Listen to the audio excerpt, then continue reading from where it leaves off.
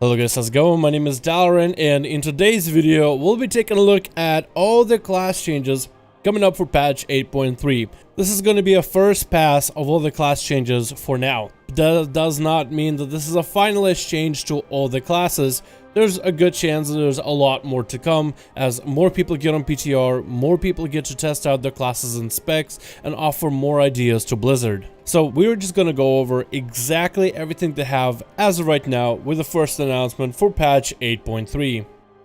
Before we dive into each representative class and spec that is getting buffed and nerfed for patch 8.3, we do have a developer note that will affect majority of some of the way the Blizzard is perceiving what needs to be buffed and nerfed. They say in a developer note, specs which excel at dots on multiple targets have, over the course of many tiers of content, generally had very high performance on average. Their DPS advantage in raid encounters that play into their multi-target strength, which are relatively common, are not balanced by a comparable disadvantage in other areas. A small reduction in damage of those specs will leave them noticeably strong in the situations which they are strong in, albeit slightly less than before, and give other specs more opportunity to stand out at other times. I want all of you guys to put in your heads right now the strongest damage over time spec in the game. And at the end of the video you can let me know if that spec that was in your head was on the chopping block for some of those damage over time nerfs. We start our list with Balanced Droids, where Moonfire and Sunfire are both seeing a damage over time decrease by 10%. However, to account for that dot decrease, the Azeroth trait for High Noon is going to have 11% damage increase, and Power of the Moon is also going to have a 11% damage increase. We also got quite a weird change to Frost Mages. Iceland's damage has been increased by 20%, which isn't the weird part, but the developer note that is added to it, Iceland's damage hasn't kept up with Icicle's scaling, making, get this, builds that ignore Icelands possible. The intent of this change is to give Frost Mages a better incentive to use Icelands within their rotation as a DPS net gain. Honestly, color me surprised. I was actually amazed to know that there's a build that ignores Icelands in part of your main damage rotation as a Frost Mage. That is way too weird. Either way, this change is going to be quite big for Frost Mages when it comes to doing damage in, let's say, raids. It might make them a little bit closer and not completely overshadowed by Fire Mages in single target, but also in Mythic Plus dungeons. This is going to be huge for Mythic Plus, but also this is going to be pretty big for PvP. A whole 20% increase to Icelands, which is where most of your burst comes from, might make Frost Mages a little bit more self-reliant. I would say that Arcane Mages and Fire Mages, at least in our 5.5.1 Duel Link series, have been a lot more self-reliant than what a Frost Mage can bring inside of a duel scene. So, in a 1v1 situation, that might give them a little bit more consistency, but also it'll help solidify the burst that they already pack. Then we have changes for Brewmaster, Mistweaver, and Windwalker Monks.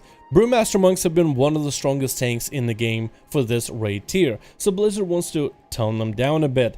We have a stamina bonus reduced by 5%, stagger percentage reduced to 90% of agility instead of 105, and high tolerance now increases the effectiveness of stagger by 5% instead of 8. Brewmaster's extremely high effective health against physical damage meant that they are rarely in danger against a spike of damage that threatens other tanks. This should be a strength of a Brewmaster, but not by such a wide margin. If you go look at WoW logs right now for the current raid tier of Eternal Palace, you'll find a lot of Brewmasters are being ran in the Mythic content. So this is gonna try to adjust them to be more in lines with other tanks. We also have a slight buff to Mistweaver, making Ryzen Mist talent a lot stronger to be more competitive, and you have Life Cocoon, which now works off of the caster's health percentage instead of caster's spell power, which should make the ability a little bit better, more consistent, and hopefully more reliable when it comes to using it within dungeons, raids, and PvP. We also see Windwalkers getting a nice single target damage increase for Rise and Sun Kick by a whole 25% and Blackout Kick by a whole 10%. It is true, we haven't really seen Windwalkers a lot unless you're doing, let's say, Mythic Pluses or PvP, but inside of raids there's barely any Windwalkers, so hopefully this gives Windwalkers a little bit more of a foot to stand on. And of course Blizzard came in for the Holy Paladins. Glimmer of Light Azeroth trait may now only be applied up to a maximum of 8 targets. Blizzard noted that Glimmer of Light is one of those builds for Paladins that's overshadowing all other Paladin builds, but also some of the other healers. It is kind of a double-edged sword. It is one of those builds that finally makes Paladins really good in raid, but it also made Paladin too good inside of raids, making them literally one of the best raid healers for this tier of Eternal Palace. So Blizzard is going to try to limit Glimmer of Light in order to make other builds by Paladins a lot more viable, but also to not overshadow other healers by a large margin. This is certainly going to shake up the meta for the next raid tier. We also got changes to Priests, starting with Discipline. Atonement healing reduced by 5%, while the Mastery for Priests has been increased by 12%. Atonement healing, allowing this priest to scale really well within raids, is a bit too strong, but they did want to make Mastery a slightly more attractive stat for them. This could potentially improve Discipline Priest output inside of Mythic Plus dungeons, but I don't think it's going to be quite a huge increase. Overall, this depreciates some value for the priest, but I still think they'll be remaining in the meta. We also have pretty big changes to Shadow Priest. Auspicious Spirits, I can never say that 3 times fast, damage bonus reduced to 25% instead of 50%. That is a huge damage loss, and fixed the bug that caused Spiteful Apparitions Azeroth trait to be increased by 75% if you do not have Auspicious Spirits talented. On top of that, you're also seeing Corrosive Insanity trait, critical strike bonus reduced by 25%, Shadow Word Pain damage reduced by a whole 8%, and Vampiric Touch reduced by 8%. Shadow Priests are really strong in the current raid tier, and even though you're seeing some crazy nerfs, before you cry gloom and doom, I would wait until the release of patch 8.3, maybe Blizzard will tone back on some of those nerfs. But also you gotta consider the fact that in 8.3 we'll have a brand new raid, way higher item levels to achieve, so with better gear, more stats, more raw power, these nerfs combined with massive gear increases should keep Priest more or less leveled out, rather than too nerfed or overbuffed. Finally, we have a change to Affliction on Deathbolt. Deathbolt now deals 20% of the total remaining damage of Warlock's damage over time effects on the target instead of 30%. So basically Blizzard is saying that Affliction Warlocks do quite a bit of burst damage, and it isn't what the spec was designed to do. So this talent is too dominant for Affliction, so they want to kind of change it up for the rest of the expansion. The problem is, Deathbolt still, even with this change, remains the strongest talent choice for Warlocks for Affliction spec in patch 8.3. Hell, this talent is actually one of the few talents on that list that even is a damage increase, where one of those talents on that row is actually a DPS minus. So hopefully somebody will take a look at Warlocks again and maybe buff the other 2 choices in the talent row.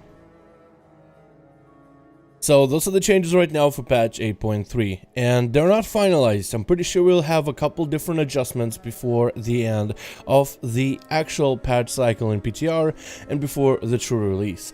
Now, I don't think that Blizzard is going to go and do massive changes. It seems like most of the major changes they wanted to do, they did right here.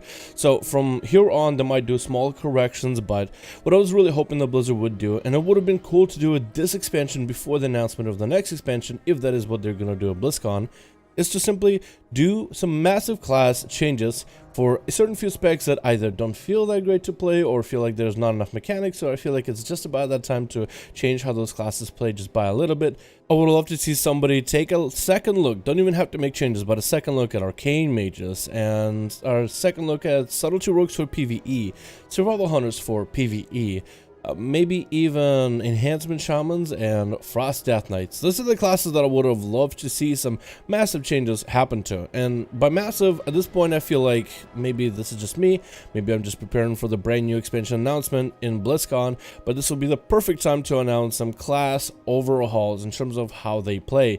I feel like those are some of the classes that were left a little bit bare when it comes to PvE content, mainly going away from the artifact weapons. Something in those weapons was left that was key to the experience and the fun of that class.